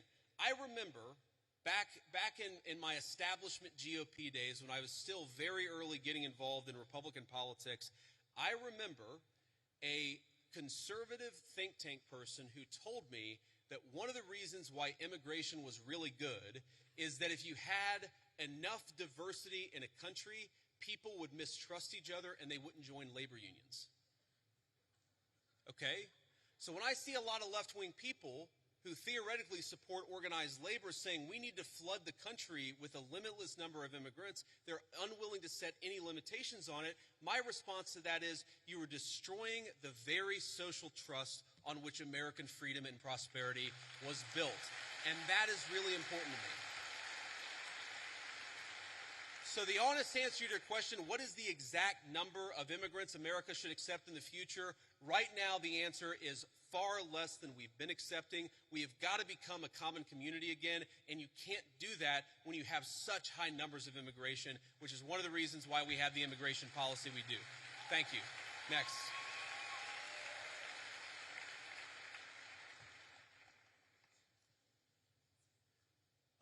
Good evening, Vice President Vance. I just want to say it's an honor to actually be able to talk to you. It's an honor to be here. Thank you. Thank you.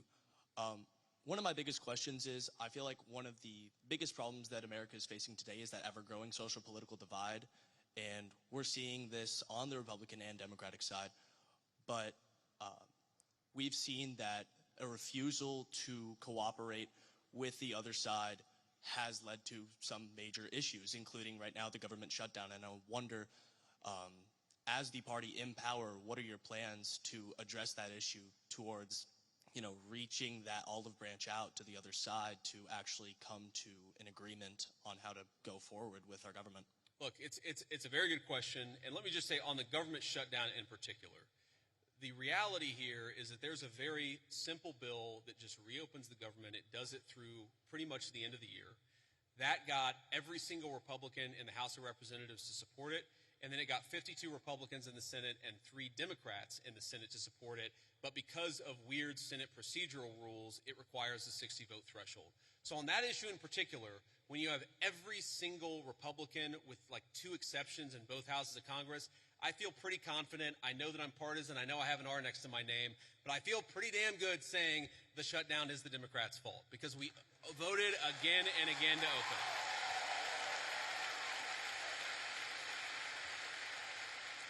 Now, but there's a broader question there, and I think most Americans, whatever their political persuasion, would actually like the country's political parties to work together better to solve the problems.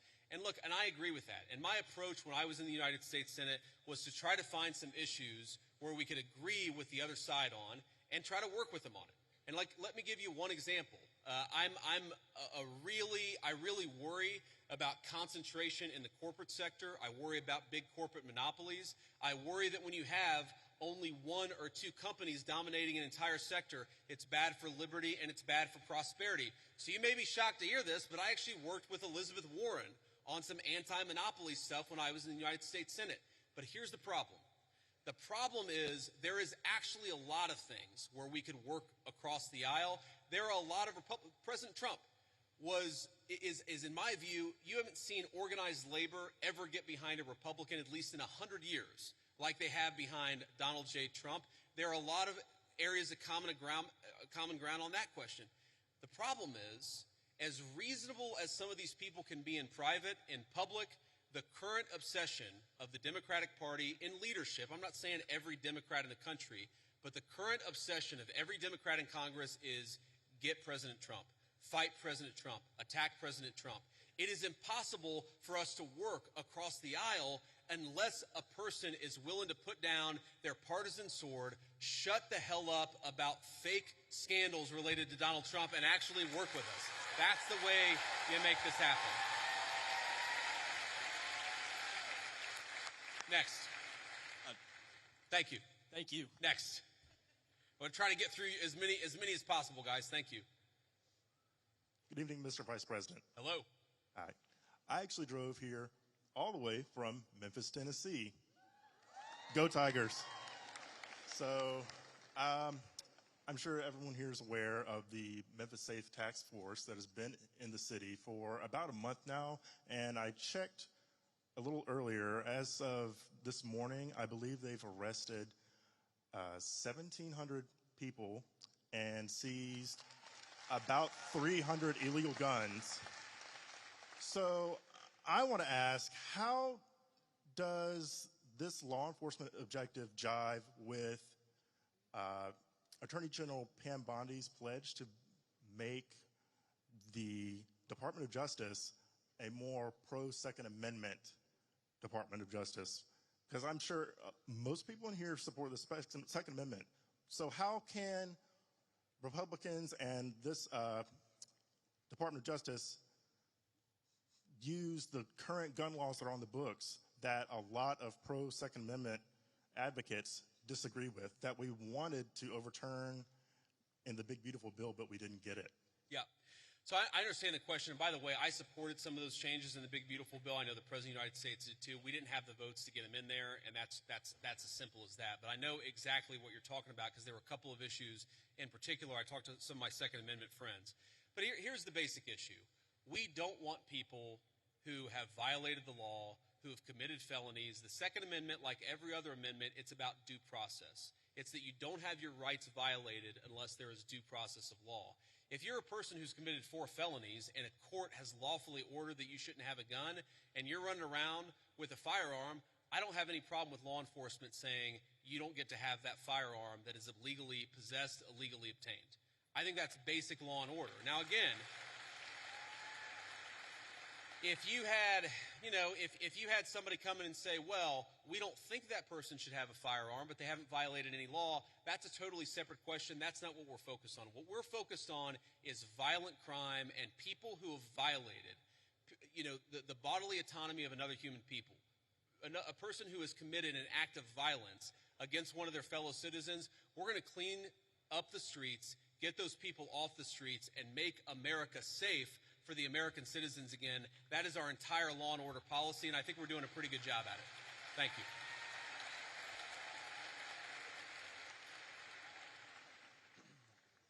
Thank you for the opportunity to speak.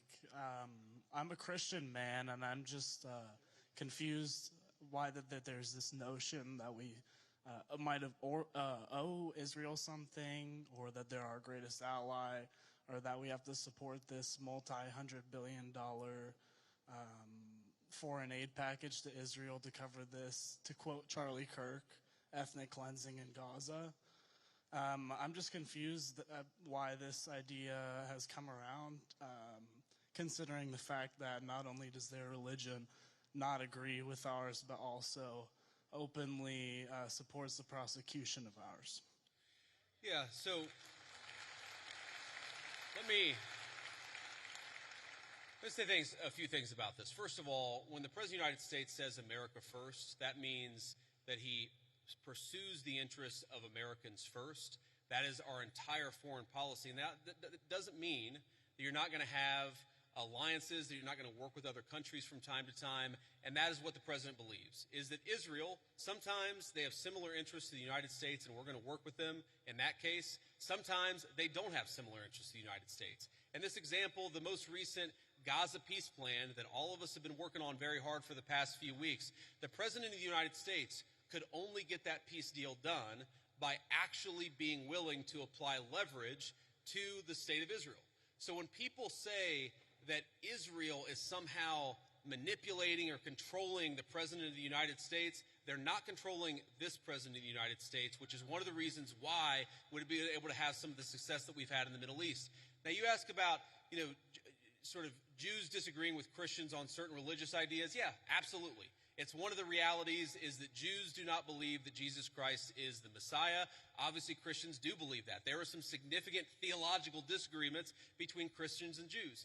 My attitude is, let's have those conversations. Let's have those disagreements when we have them. But if there are shared areas of interest, we ought to be willing to do that too.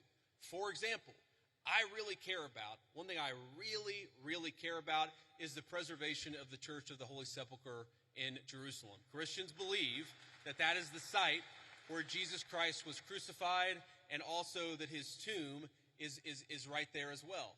My attitude is, if we can work with our friends in Israel to make sure that Christians have safe access to that site, that's an obvious area of common interest. I am fine with that. What I'm not okay with is any country coming before the interests of American citizens, and it is important for all of us, assuming we're American citizens, to put the interest of our own country first. That's what we're going to do. That's what we try to do every single day, I promise you. Thank you.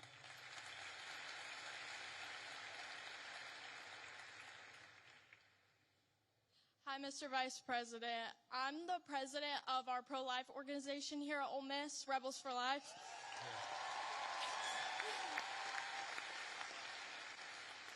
And I myself, as a president, am 100% pro-life. And I know you've stated, you being Catholic, that in the past, you've stated that you're 100% pro-life. But since joining the presidential campaign as the VP, you've kind of wavered how you see abortion. So I'm just wondering what your stance is right now. Sure. And do you think that someone else's right to liberty trumps someone else's right to life? Well, first of all, I appreciate your question, and I appreciate the work that you do. You asked the question, do I think somebody else's right to liberty trumps somebody else's right to life? No, I do not. I, in fact, do not believe that. Now, you said, and I'm going to take issue with something you said, just the premise of the question, which is that I've wavered on the pro-life issue. I really do believe that the president has been the most pro-life president in the history of the United States of America. Now, that said, there are two things that I think we have to keep in mind here. Now, one is the very, very hard question of, when we talk about our abortion policy, there are some very, very difficult edge cases. There are cases where you've got, an 11-year-old girl who was raped, who it would be unsafe for her to bring the baby to term. You've got situations where, bringing a baby to term would cause serious bodily harm, maybe death for the mother. That's one of the reasons why we believe in the exception in these cases where you have, again, they're edge cases, they're rare. I think the pro-abortion community would have you believe that's 90% of abortions. That's not true. But we got to be honest about the fact that there are some edge cases. The second thing I'd say about this is that we have to be prudential and practical in what can get accomplished. And there may be disagreements about what exactly that is, but if you look at the pro-life victories that the President of the United States has been able to achieve, he's been able to achieve them because he has worked within the system that we have. If your attitude is you are going to pursue the most aggressive pro-life option, even if it means you lose every election and every outcome means that you're going to be in a situation where the Democrats have abortion on demand up to the moment of birth to the very end. You've got to work within the political constraints that we have. Now, here let me just say something about this. And somebody asked me earlier about my Christian values. And one of the points I made is that when the settlers came to the New World, they found a very widespread child sacrifice. I imagine there are some people who don't agree with my view on the pro-life issue. Let me just make an observation. If you go to historical archaeological sites where there were brothels, and the two oldest businesses in the world are gambling and prostitution, so there were brothels even in very ancient civilizations. If you go back to ancient brothels and you dig up the bones of the women who are working in these places, you will very often find a lot of children who were buried with them.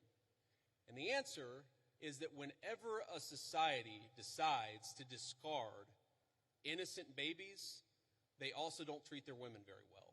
And whenever a society mistreats its women, it is very often the babies who come right after that.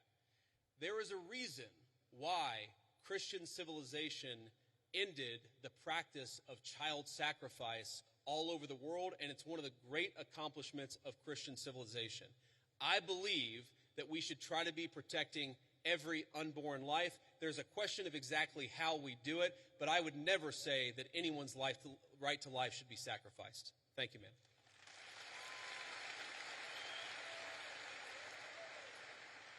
First, I just have to say I'm thrilled to hear you articulate Christian values on a stage like this, and to remind us that things we take for granted and things we value so much have a Christian origin. So thank you for that. I really mean that.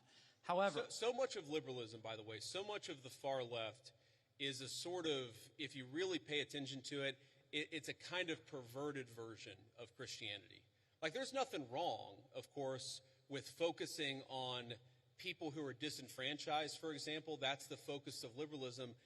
But if you completely separate it from any religious duty, any civic virtue, then that can actually become, for example, an inducement to lawlessness. You can't just have compassion for the criminal, you also have to have justice too, which is why I think that a properly rooted Christian moral order is such an important part of the future of our country. But sorry, I interrupted you. Go ahead. No, amen, absolutely.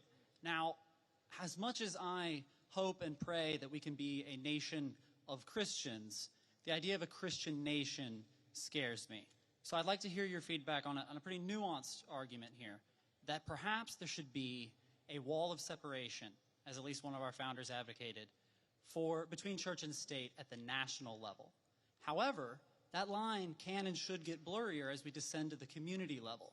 And perhaps that is actually the system, the structure that our founders gave us when they said Congress shall make no law establishing a religious body. However, states did have close relationships with churches at that time. Yeah. Do you think that that is a rationale that works? Do you think that that is the way we should implement around these Christian values? So this is a very nuanced point, and I want to just make sure that everybody's kind of on the same page here. So if you go back to the First Amendment, it doesn't say separation of church and state. It says Congress shall make no law respecting an establishment of religion. But if you go back to the founding time, there were actually a number of states that had formally recognized churches. So there was the Anglican Church of Virginia. That was the official state church of Virginia. Maryland at the time was the only majority Catholic colony, or at least had a significant Catholic representation of the original 13 colonies. There's a lot there. And yes, I do think that what happened is the Supreme Court interpreted Congress shall make no law respecting an establishment of religion to effectively throw the church out of every public space at the federal, state, and local level. I think it was a terrible mistake, and we're still paying for the consequences of it today. But and I think this is your point, if you were to undo that, if you were to get back to a system actually meant by the founders where Congress is not setting up an established religion, but people in their local communities can kind of do whatever it is that they want to do, I think that would be a better system than what we have today. But I think the most important principle that we have got to remember is you do not have to completely kick God out of the public square, which is what we've done in modern America. It's not what the founders wanted. It's not good for the United States of America. And anybody who tells you it's required by the Constitution is lying to you. Thank you.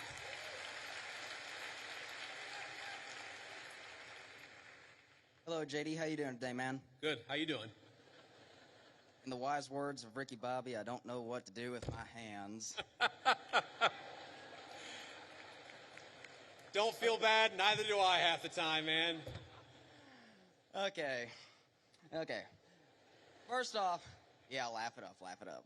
Okay, first off, I just want to say I am a huge supporter of the Trump administration. I was 3 months too late to vote for you guys, but if I could have, I would have. So I'm a huge supporter of you guys before I make my argument. But there is something you guys are doing that is kind of disturbing me a little bit. Okay, go ahead. Thank you. You guys have sent the military into Washington, D.C. and a few other cities that I can't think of off the top of my head, which, first off, they've had wonderful results. Like, no one can deny the results of that. It's wonderful. Some might even say the greatest. I'm a comedian. I like this guy. Who is this guy? Thank you, JD. I like you too. Now he's gonna ask the question about all the shit that we did wrong, but that's okay. Go ahead and ask your question. But yeah, I'm just wondering, well, it's not necessarily something you did wrong, but it's what could someone else do wrong? Let's say we get a complete tyrant in office, and let's say Turning Point USA is having a huge protest against, something really bad that we don't like, and let's say he's, a president is saying that it's getting violent. How can we, I'm trying to think, my mind's kind of blank. What is the difference between what you're doing and how could we prevent someone from abusing that power? Yeah, so look, I understand where the question is coming from, and I think it's a fair question. And it's going to sound like I'm being sarcastic, and it really is not meant in any offense. But when you talk about what could another administration do, to take a wild, hypothetical example totally off the top of my head, what if Joe Biden sent the Federal Bureau of Investigation to start arresting his political opponents? Okay? So here's something that I want conservatives, I want every conservative to remember. It's an important part of my entire political philosophy is we cannot be afraid to do something because the left might do it in the future. The left is already going to do it regardless of whether we do it. That is the takeaway of the last 40 years. And in particular, if you look at what we're doing, if Joe Biden wanted to deploy the National Guard to a red state in a place where the murder rate was twice what it is in third world countries to actually go after murderers, that would be a great use of the National Guard. Unfortunately, I don't think Joe Biden would use it like that. What I'm worried about, frankly, is what the far left already did with American law enforcement, and that is the thing that we have to prevent against. And the answer to that question is you make sure the people who did it face penalties for using the federal power against American citizens. And by the way, that's exactly what we're trying to do. Thank you. Thank you, JD. Honor to meet you, man. Good to meet you too, man.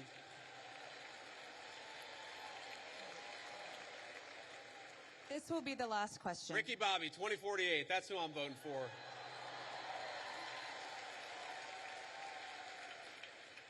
This is the last. Oh, wow. We've been here over an hour. That's amazing. Okay, I'm sorry. Those of you who didn't get to answer a question, I tried to be as quick as I could.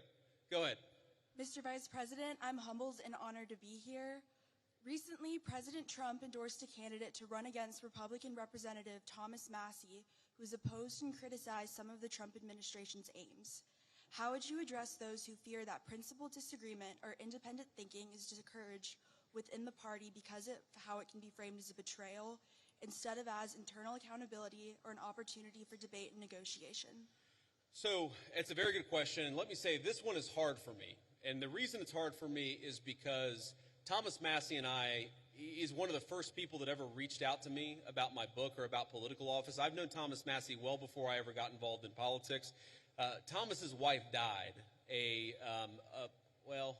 maybe it was a year and a half ago, 2 years ago. It was a little while ago. She died very unexpectedly, was a very sweet and kind woman, and I was probably one of the first people that called Thomas to offer my condolences. I think the problem with Thomas, and I've told him this in private, and now I guess I'll say it in public, is it's one thing to disagree with the party on a particular issue. It's one thing to have your independent stand on a number of questions. And by the way, some of the stuff where Thomas Massie has been independent against the Republican Party, I've agreed with him with. Thomas and I worked together during 2023 where I was trying to stop the limitless flow of American money to Ukraine, and Thomas was one of the people I was working closest with it. But that's one thing. Being independent, having your own opinions is one thing. Voting against the party on every single issue, you're eventually going to make too many enemies. And that is the problem that Thomas has had. It's not one issue. It's not 3 or 4 issues. It's that every time that we've needed Thomas for a vote, he has been completely unwilling to provide it.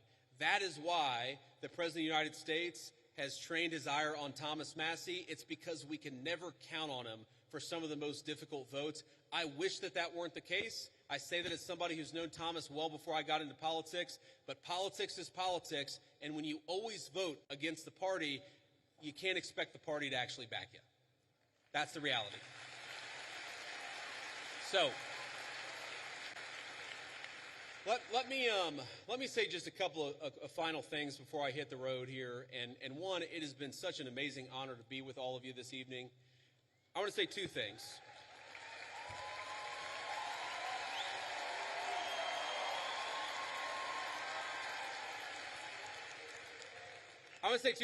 Number one, when I was back in my agnostic days and I was thinking about returning to my faith, I remember talking to a friend of mine and actually talking about, a number of things. And he said something to me that was really interesting. And I was talking about all the things that were going wrong.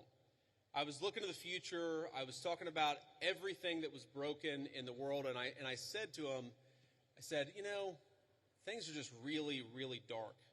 And he stopped me in my tracks. He said, JD, you're right. There are a lot of things that are really dark out there, but despair is a sin. Now, I know not all of you are Christians, but for the Christians out there, I think that it is very important to remember that despair is actually a sin. It's okay to disagree. It's okay to criticize. It's okay to think that things aren't going well with a particular issue, but we are called to never give up hope. But I think one of the critical lessons of Charlie Kirk's life to his dying breath, this was a man who never lost hope in his Creator and never lost hope in the United States of America. So let's remember that and carry that forward as a way to remember.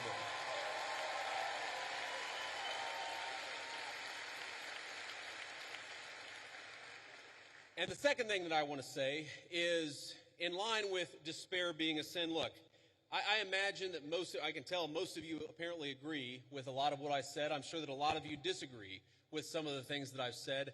That's okay. We don't need in our political movement people who agree with us on every single issue. We got a couple of questions about Israel. We got a couple of questions about the National Guard deployments. We don't need somebody who agrees with us on every single question or every single issue. What we need is people of good faith who love the United States of America and are willing to work hard to save it. So when you look at all the accomplishments, you look at the accomplishments of the last 9 months. We inherited the worst border crisis in the history of the United States of America. We shut down the border, and net immigration is 2.5 million lower today than it was in 9 months. That means the total number of people that have been sent out of this country is 2.5 million. We have 2.5 million fewer illegal immigrants than we had. That's a great accomplishment.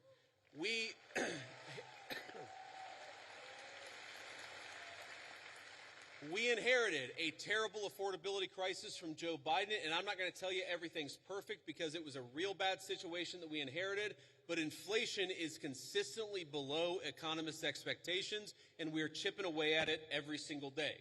We inherited an economy where we had the largest trade deficit in the history of the United States of America. In 9 months, Donald Trump's tariff policies have cut the American trade deficit by over half. That means we're making more of our own stuff, and we're actually employing American workers to do it.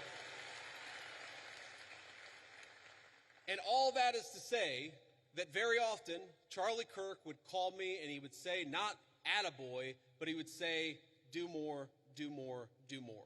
And I listened to Charlie because he was a dear friend and because I knew that he loved this country. My point is, the best way in your life to honor Charlie Kirk's legacy, it's not to despair, but to hope in the future of this country. If you disagree with something, then get involved in the movement to save this country. If you think that we could be doing more, then pick up the phone and get involved in the effort to change our minds and change the future of the United States of America in the process. My friends, the rebels of Ole Miss, despair is a sin. Do not give in to despair. Let's keep fighting to save the United States of America. Thank you, and God bless you.